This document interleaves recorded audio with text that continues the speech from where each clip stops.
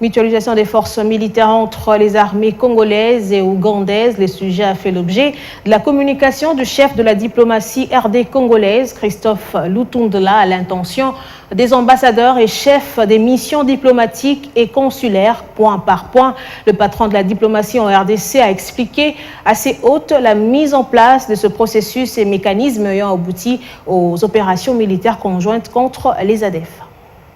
Le salon diplomatique de la vice-primature ministère des Affaires étrangères, cadre choisi pour la communication du chef de la diplomatie congolaise à l'intention des membres du corps diplomatique RD congolais.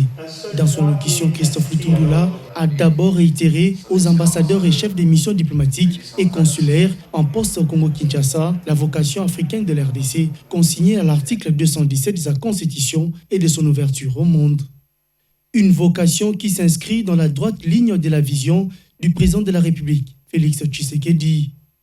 Le chef de la diplomatie RD congolaise a par après situé le contexte du choix de cette rencontre en indiquant que l'actualité politique en RDC est focalisée sur la mutualisation des forces militaires entre les armées congolaises et ougandaises pour anéantir les ADF qui opèrent entre l'RDC et l'Ouganda. À travers des opérations ciblées et concertées que mènent leurs armées, l'Ouganda et la RDC visent uniquement, sinon à éradiquer les ADF, MTM, les autres forces négatives et le terrorisme qui menacent la paix et la stabilité dans les deux pays dans la sous-région du Grand Lac, du moins à réduire au maximum leur capacité de nuisance.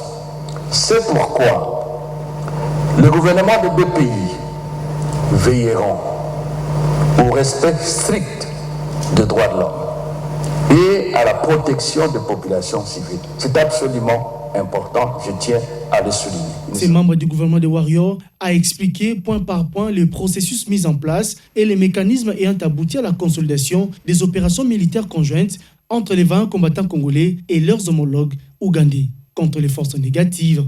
Dans la conclusion de sa communication, Christophe Lutundula a renseigné que dans les combats, pour atteindre ses objectifs, la RDC n'entend point évoluer en solo, elle compte sur l'accompagnement de tous ses amis et partenaires au développement.